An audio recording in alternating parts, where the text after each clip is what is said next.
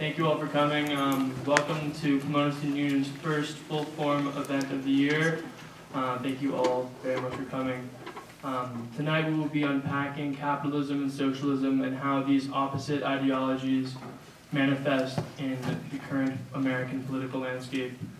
Amidst the discussion of these ideologies, we hope to explore how each respective framework might tackle the uncharted territory of big tech regulation, which has neither a traditionally capitalist nor socialist solution. On the capitalist side, we have Dr. Dan Mitchell, a former senior fellow at the Cato Institute. Dr. Mitchell is a founding member of the Center for Freedom and Prosperity, who specializes in fiscal policy, particularly tax reform, and the economic burden of government spending. He has written on the benefits of the flat tax and other libertarian reforms. His work has been published in numerous outlets, including the Wall Street Journal and the New York Times.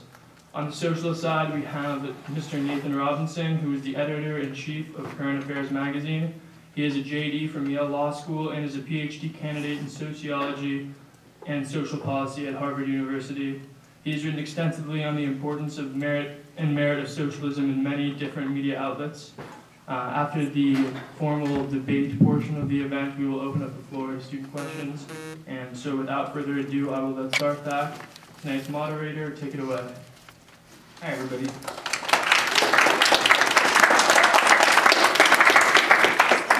Thanks for coming to our event, and thanks to Dr. Mitchell and Nathan Robinson for joining us for this incredibly important topic. So first, I do want to talk about some basic definitions and concepts because we want to make sure we're talking about and arguing about the same things. So I want to start by asking Mr. Nathan Robinson about socialism, because socialism means a lot of different things to different people. It invokes Soviet Russia for some people, Venezuela for others, Scandinavian countries for others still.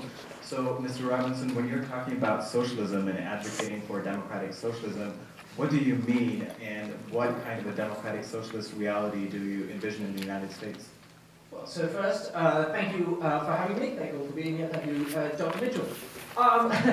This is always the terminological question is a very difficult question to answer because socialists themselves have been arguing about it for about 150 years, if not more, so we'll have an answer when the socialists finally figure out a consistent definition. But there are many different strains. The reason it's difficult is because socialism is a broad intellectual tradition that has a number of different strains in it. Now, I come personally from the what is called the libertarian socialist tradition or the anarchist socialist tradition. We are skeptical of both capitalism and the state. And historically, there has been a division between what we derisively call the authoritarian socialists and the left anti-authoritarian socialists. And in fact, it was socialists who were the most critical of the Soviet Union, of Lenin, of Bolsheviks, of the Venezuelan government. So I think the first thing to do away with is the myth that socialism is about government control of the economy. And if you are for socialism, you are for a large state, and if you are for capitalism, you are for a small state. That is not true. There are socialists who believe in greater government control of the economy, and there are socialists who don't believe in any government at all.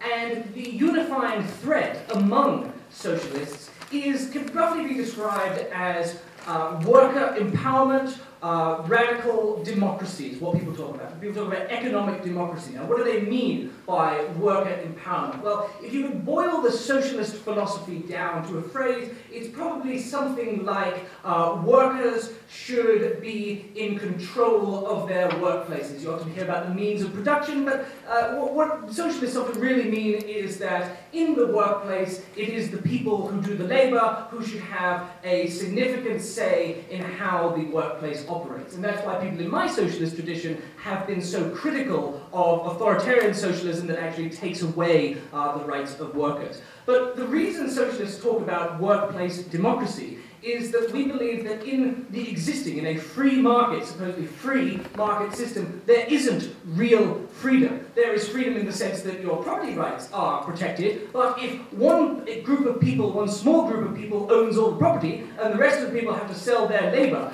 then democracy is suspended at the door of the workplace. As soon as you go into work, you are in a dictatorship, essentially. Your employer, there have been cases in the United States where an employer has fired an employee for refusing to donate a kidney to the boss, for not taking too long of bathroom breaks. If you look at how an Amazon warehouse operates, it is a hierarchical system. Within the workplace, you have something like a dictatorship.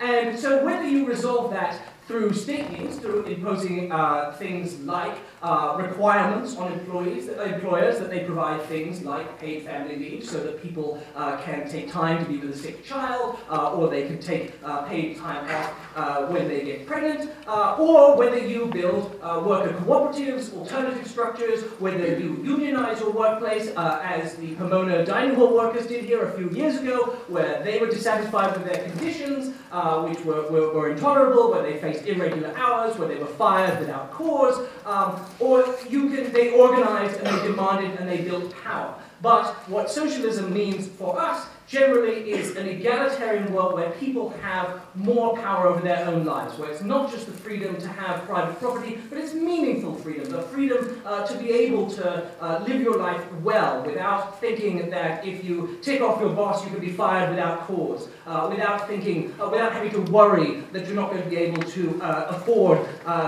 to have a basic medical care.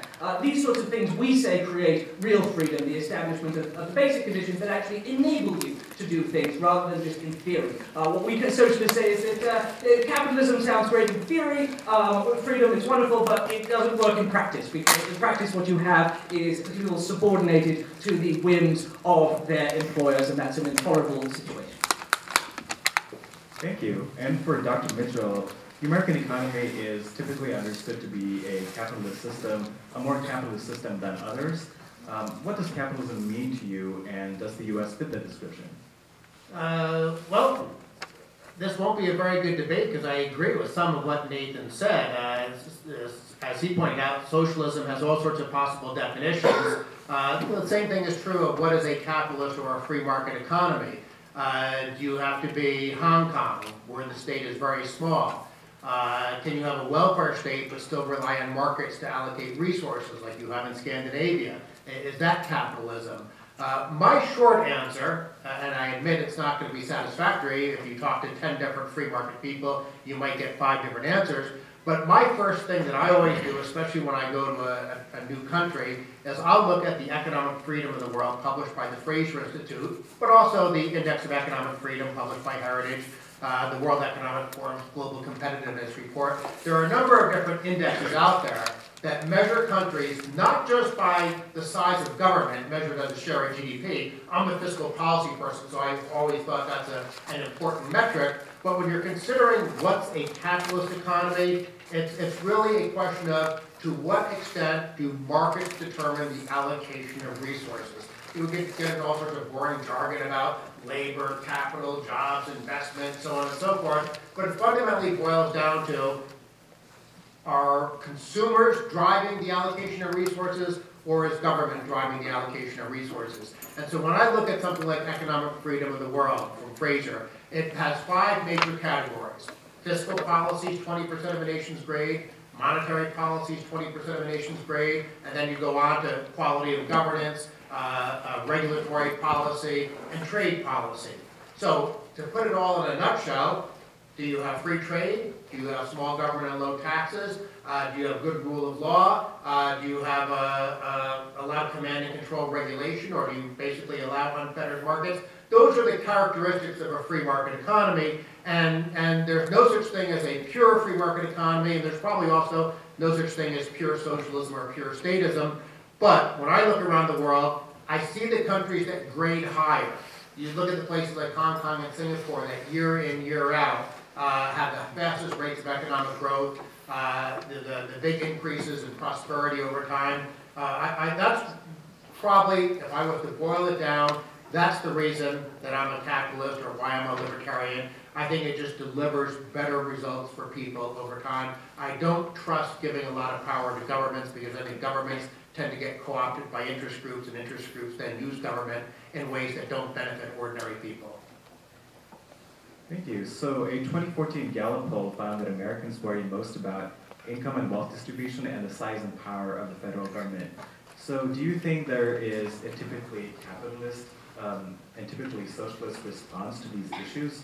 And why do you think your ideological foundation is the best approach to tackling these problems? So maybe deal with those issues separately. The first is income and wealth distribution, and then the size and the power of the federal government. Whoever wants to go. I'll take this one first. I do not worry about inequality. I worry about opportunity, and I worry about poverty reduction. And the number one example that I always give people is China. China started to liberalize and reduce state control under Deng Xiaoping, I guess starting in the late 70s, early 80s. And if you look at the so-called Gini coefficient, which measures inequality in a society, China, over the last several decades, has become vastly more unequal. That sounds bad, right? If you look at the poverty numbers in China, what you'll find is that rural poverty, and in China, rural poverty meant you were starving. So you're talking real material deprivation, not US standards of poverty or Western European standards of poverty. In rural China, the poverty rate fell from 95% to 10% during this same period.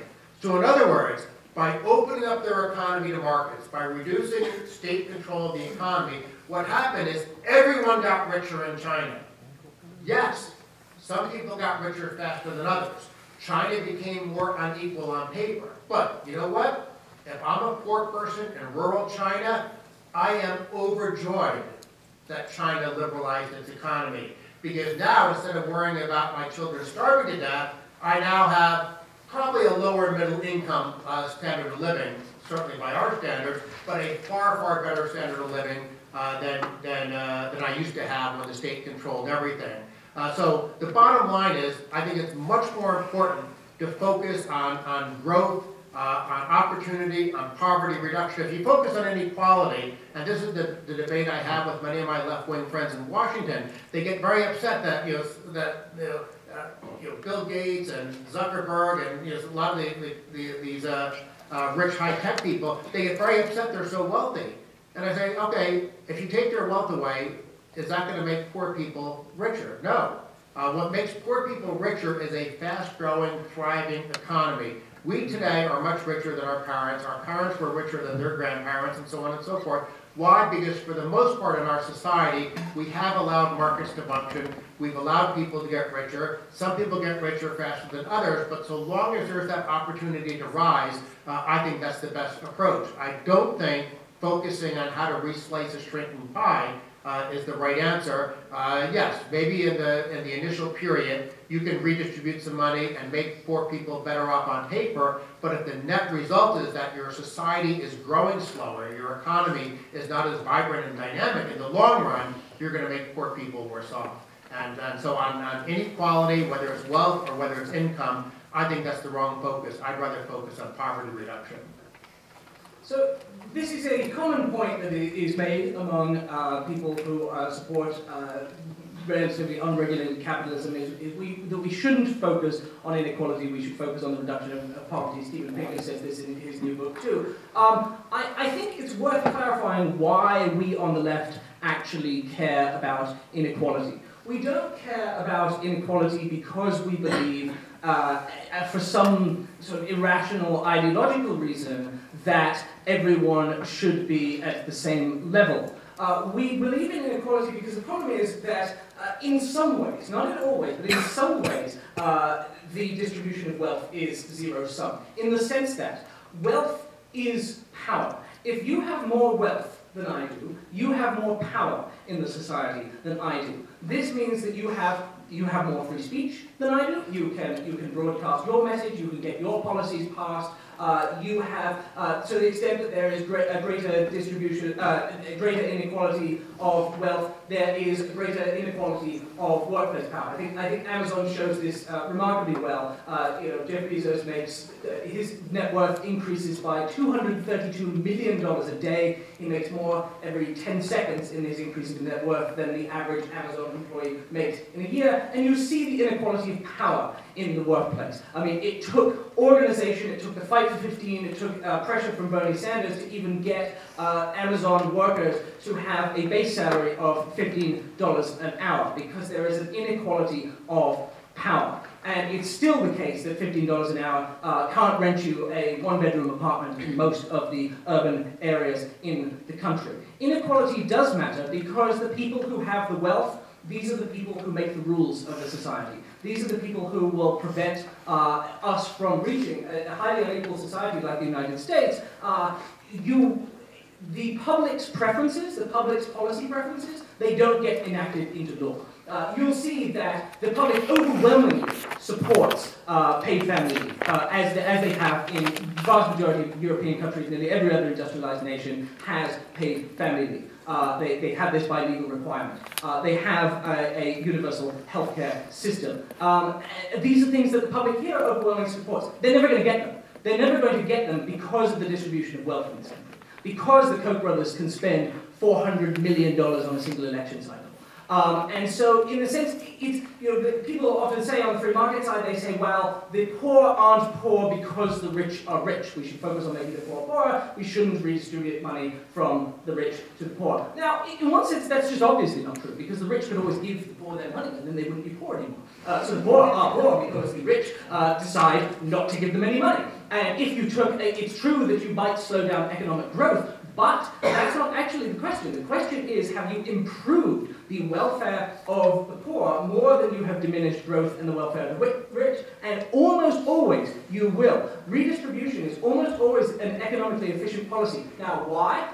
Because a dollar is worth far more to a poor person than it is to a rich person. It's because of the principle of utility. If I take $100,000 away from Jeff Bezos and I give I divide it into $5,000 chunks and I give it to a series of homeless people, I have massively increased utility. I have massively benefited those people, and the effect I have had on Jeff Bezos' utility is almost negligible. Now, you might impact economic growth a little bit, but you have to impact it an awful lot in order to cancel out the gains that you get in utility from distributing that money to the poor. So, serious additional wealth redistribution, even if it impedes a little bit or somewhat, you have to be very careful. You don't want to destroy your economy. You've got to be extremely careful and pragmatic, because capitalists are sociopaths. If you regulate them too much, they would rather let you die than pay their fair share, so they will just go to another country, move their capital off seas to tax havens, because, as I say, they don't care about the welfare of the country, so you've got to be careful. You can't regulate them too much,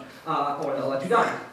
But usually you should, generally speaking, the utilitarian approach, the welfare maximization approach, if you want to make the society best off, you should be very, very open to massive redistribution.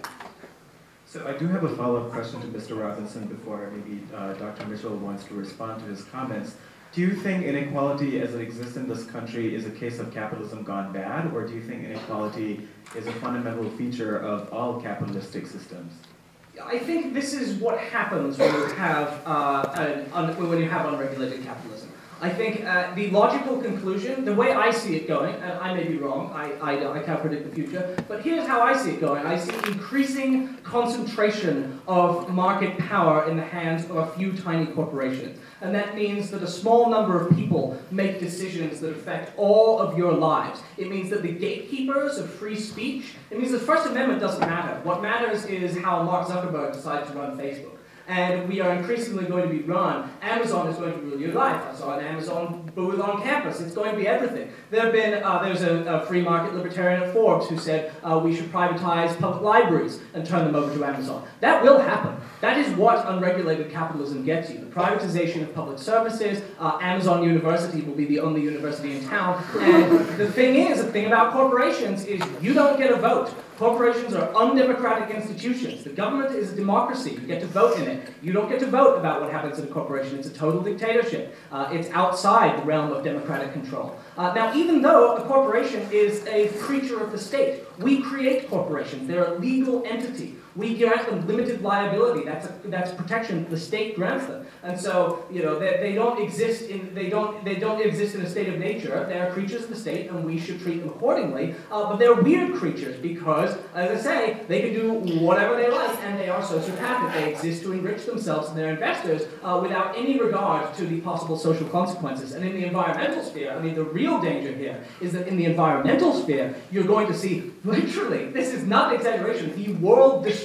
If you look at the latest IPCC report, that is the conclusion. The conclusion is, if you don't severely increase regulation on corporations around the world, the output of carbon is going to destroy it. There'll be no coral reefs left in our lifetimes. We're going to lose the city of Miami. It's very dangerous stuff, and I think the logical conclusion of unregulated capitalism is you have a few tiny corporations, and they act as de facto governments, and it turns into a new kind of feudalism.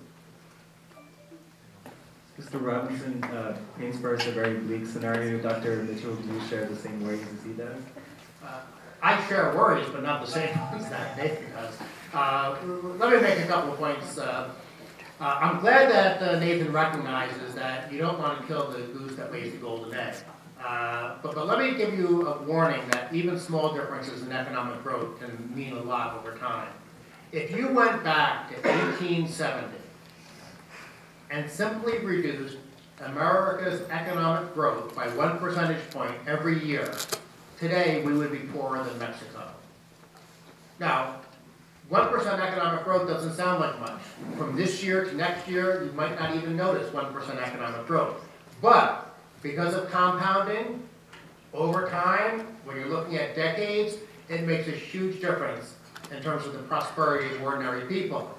Now, where would you rather be a poor person? In the United States today or in Mexico? Obviously, you'd much rather be a poor person in the United States today. So economic growth matters an awful lot. Another point I think that merits attention, because this is an area where Nathan and I have a strange sense of agreement.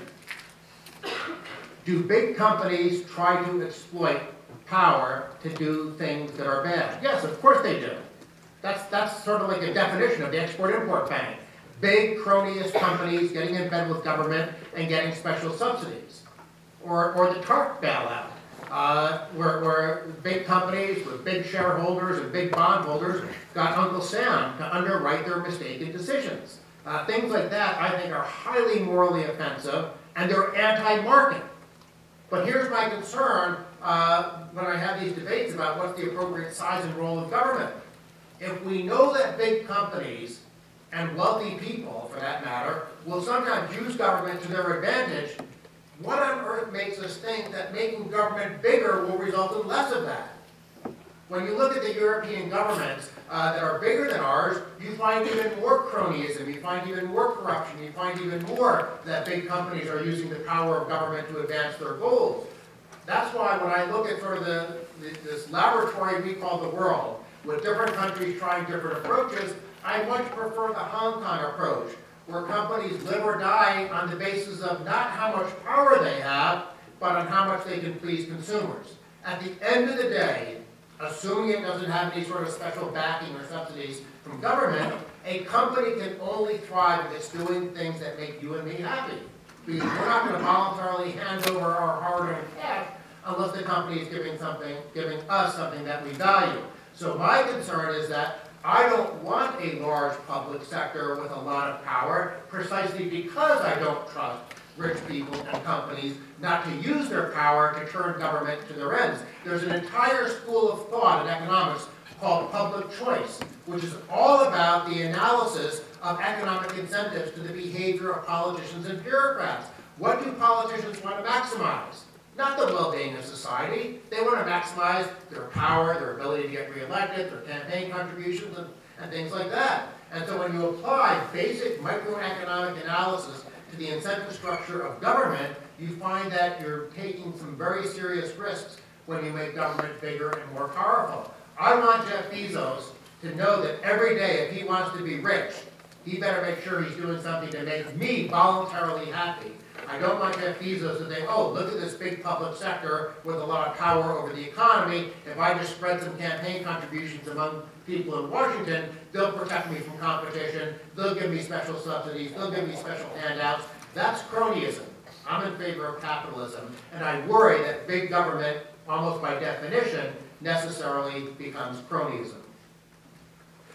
So you're never going to be able to solve this problem unless you limit corporate power. And the simple reason is because if you don't have campaign finance laws, then corporations are always going to be able to buy legislators to get what they want. Mick Mulvaney of the Consumer Financial Protection Bureau said that when he was in Congress, they wouldn't meet with anyone who didn't give them money.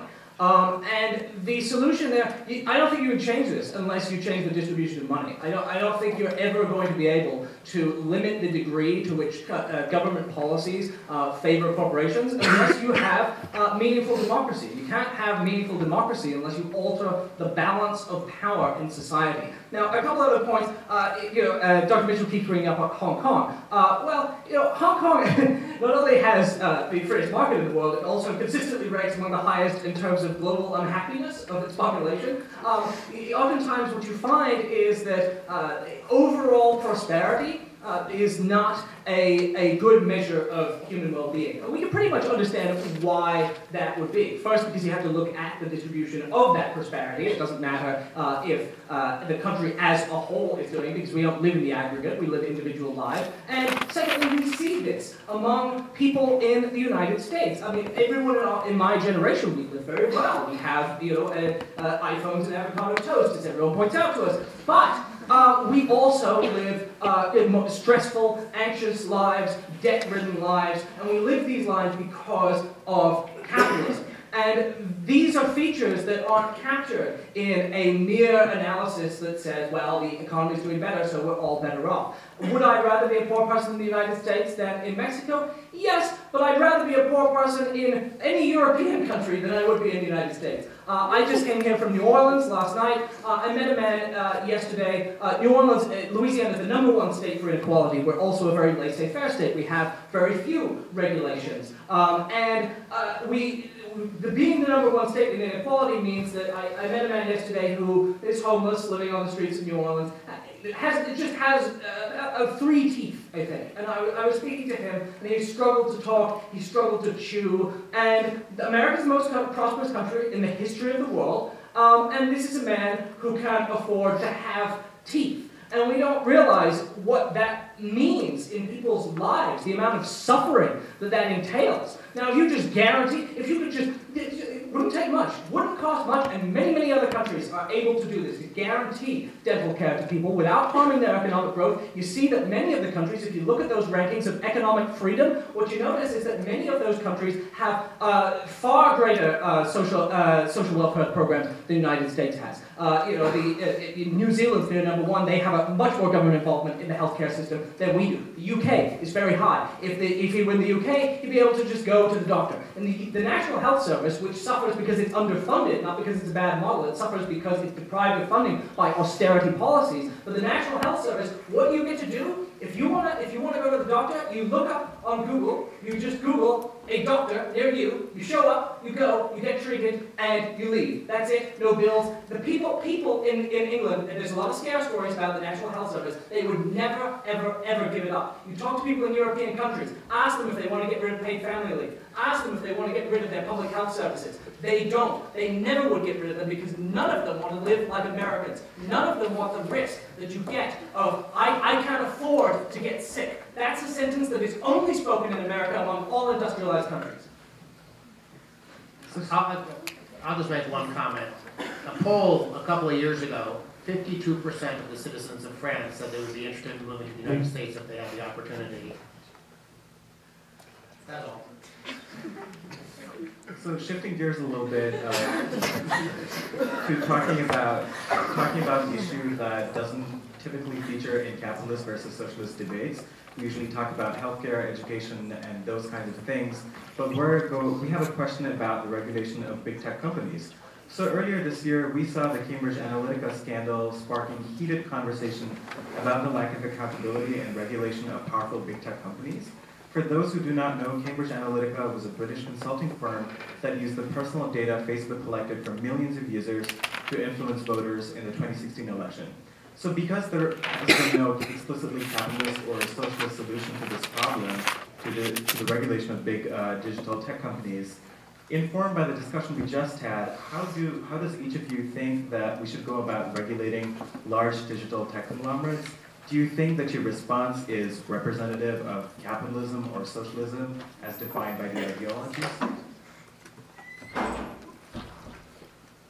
Okay, so when we think about big tech, this is a really interesting area. So if this is an area where a couple of very large companies have gotten major control over serious parts of our lives. As I say, they're the gatekeepers of information. This means that the terms of service of Facebook and Twitter are tremendously important. They govern huge parts of the world. There are 2 billion Facebook users. And it means that the traditional capitalist answer, if you don't like a service, go find another one, doesn't really work with Facebook. You can opt out of it, but I mean, I run a small magazine. We depend on Facebook and Twitter and Google to distribute information. We can't really pull out or our business would die. And what you see that has happened with the concentration of power in the hands of those who run these corporations is that they end up having downright creepy roles in our lives. Facebook has run social experiments on millions of users where they'll do things like they'll manipulate your emotions. They'll show you a bunch of happy stories and see if they can get you to be happy. A bunch of sad stories, see if they can get you to be sad. They will, Facebook, and not everyone knows this, Facebook has tracked posts that you don't post. So if you type in the box, but then you delete, they'll track what you deleted because they want to figure out what their users don't post. Now, Facebook is a for-profit company. Why do they do this? They do this because they're trying to improve. Number one, they're trying to improve their algorithms so that they can keep you addicted to Facebook, so that they can manipulate you into spending as much time as possible on Facebook. And second, so that they can, so their advertisers can sell you things. Facebook, the Cambridge Analytica scandal was an outrage, and it was a scary outrage, and so was the fake news scandal, because what you have is Facebook giving away private data so that people can manipulate you without anyone knowing. So that you and there was an interesting study which proposed that Facebook could swing the results of an election without anyone knowing. How? Because Facebook often prompts people to vote. They say, have you registered to vote yet? Now, if Facebook did that selectively, if they gave it only to people who were Democrats on Facebook, Facebook could bump you in one direction or the other. Now, I think that's a frightening amount of power. I don't want Mark Zuckerberg having the ability to swing elections single-handedly. This is what socialists mean when we talk about the concentration of private power and how corporations act like private governments. There's another model, however, a better model, and we all use it. It's called Wikipedia. Wikipedia is my socialist dream. Why? Because Wikipedia, how does it operate? Wikipedia doesn't operate, it's not a for-profit company. Wikipedia is a non-profit and it's run by its users for its users. Wikipedia exists to give people information, and what's more, Wikipedia is completely transparent. No advertising, no profit motive. The rules of Wikipedia are made by the collaborative effort of the community of participants, the community of users. That's the kind of model that a radical democratic socialist wants. We want democracy. We look at Facebook, we see that it's not a democracy. You don't know what they're doing. You don't have any say. Mark Zuckerberg was asked, should Facebook be regulated? And he said, our users regulate us. Well, that's clearly false. You users, you don't have any input. You could tell Mark Zuckerberg you wanted to do things differently. You don't get to vote. You don't even get to know. You don't know the algorithms that determine what you see. And in fact, you can destroy private companies because Mark Zuckerberg recently decided that people were too sad because they read too much news. So he wanted to show them more pictures of puppies and weddings. So they changed the algorithm. What happened? Immediately, a bunch of media companies lost a ton of traffic. For a small magazine like mine, that can mean the difference between life and death. So, we don't, as I say, socialism is not necessarily about government. I don't know that there are government regulations, although people who propose things like a user bill of rights or transparency in data, using regulation to make sure, or like you could require that Facebook users get a vote on the board of directors of Facebook. You could do various things using the power of the state, but ultimately what I want to highlight is that socialism is about democracy, about thinking. Who is affected by a decision? And coming up with new means, new ways of making sure that those people are the ones making the decision. So, more Wikipedias, fewer Facebooks. Big tech is a very strange issue in DC because the overwhelming share of the contributions from Facebook, Google, Twitter, so on and so forth, go to Democrats in Washington. And yet, as I think Nathan and I would both agree on this, those companies are some of the most capitalistic countries in the world. As a matter of fact, I'm very involved in the whole issue of tax havens. Not many people like to go out and defend tax havens, but I'm probably the #1 person in the country for it. And who are some of the biggest users of tax havens? Those very same companies.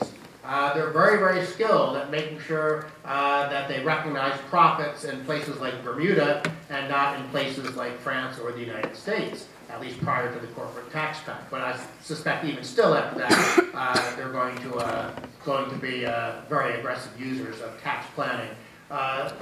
So why is it that these companies give all their money to Democrats and yet they engage in rampant capitalism, which of course I approve of? I suspect it's a case of, in effect, protection money. We've all seen mobster movies where the mafia guy comes into a store and demands like a payoff every month and says, nice store you have here, shame if anything would happen to it. So if you're Mark Zuckerberg or any of these other high-tech titans, you're looking at Washington.